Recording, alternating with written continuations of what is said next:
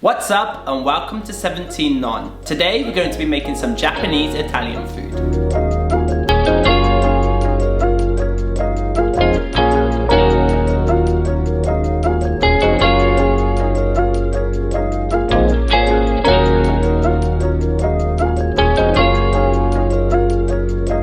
This recipe is my take on Japanese Italian food. It's one of those cuisines that I personally think is super underrated. In this recipe, we're going to be making some fresh alkaline noodles and pairing those noodles with a sauce that's made up of miso and edamame. The combination of miso and parmesan is always a winner, and it's one of those you gotta go and try right away if you've never had it before. With all that said, let's get straight into this recipe.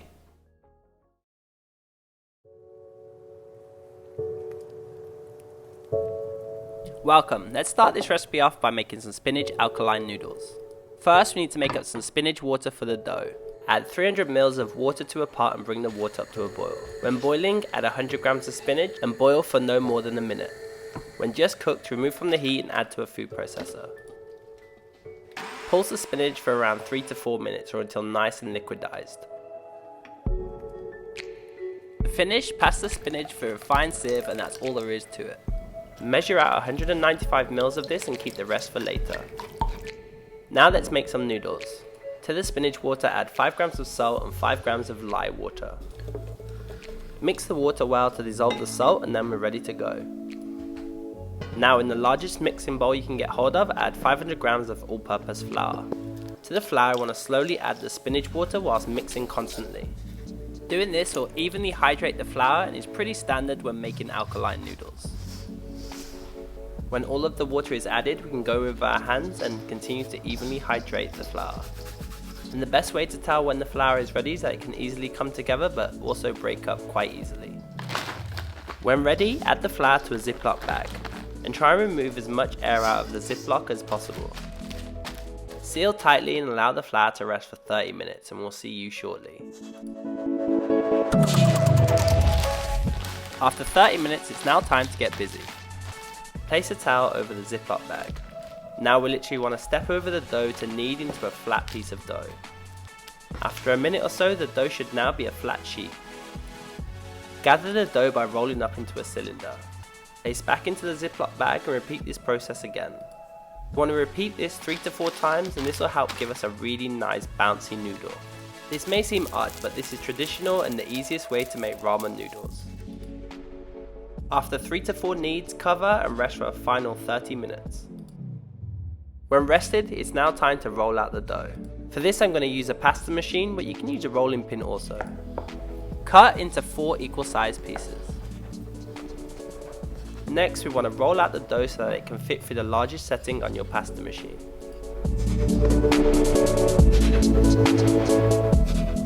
Now let's go ahead and feed through the largest setting first.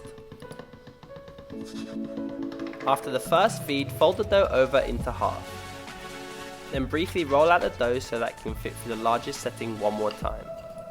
Feed the sheet of dough again and work your way through the settings. For this recipe I went up to number 4 on the atlas. However, you can make the noodles as thick as you like at this point. When the sheet of dough is ready, dust both sides generously with cornstarch. All that's left to do is to run through the cutting attachment and the noodles are then ready.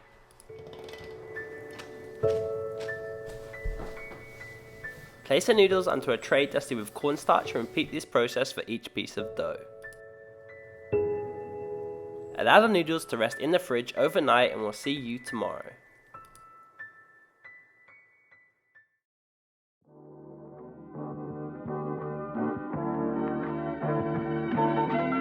The following day we want to start things off by making the edamame puree. First we need to separate the beans from 100 grams of edamame. Next, roughly chop 2 garlic cloves, slice 5 grams of ginger and slice 2 spring onions. Place a saucepan onto a medium heat and add 20 ml of olive oil. Add the garlic and ginger, fry till fragrant, then add 40 ml of mirin. We can also add 100 ml of the spinach water we saved from making the noodles, then we can throw in the rest of the edamame. Bring the liquid up to a boil and cook for 3 to 4 minutes, or until the edamame has softened. When cooked, add the sliced spring onions and season with a pinch of salt.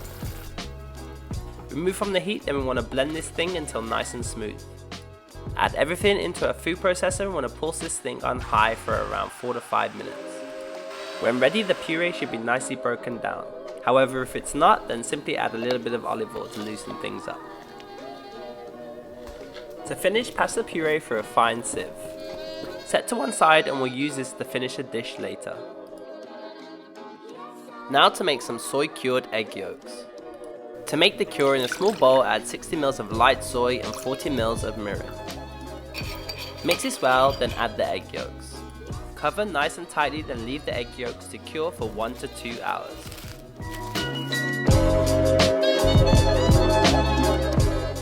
Now to make up a crumb that will give the dish texture and umami.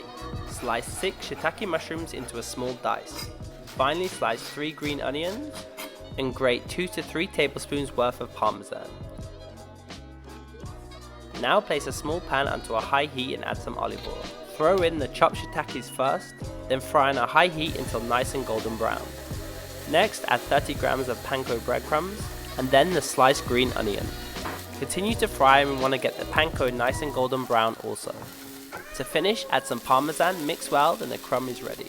Remove from the heat and allow the crumb to chill to one side.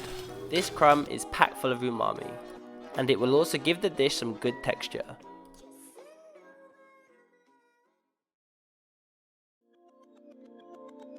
Now all that's left to do is to bring everything together. Place a large frying pan onto a high heat. When hot, we can add some butter and also some white miso. Cook to melt the butter and mix in the miso.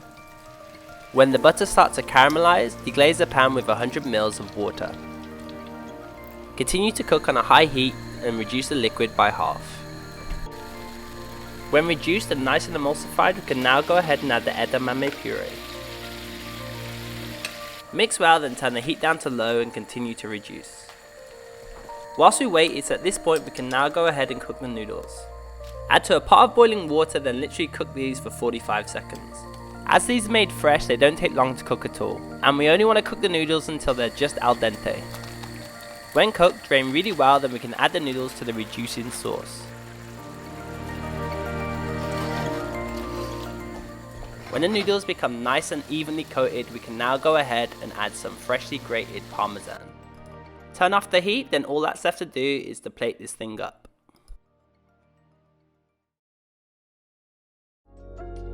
To serve, I went all fancy by rolling up the noodles, however you don't have to do this. Add a good generous amount of the shiitake crumb over the top, then carefully add the cured egg yolk on top of the noodles.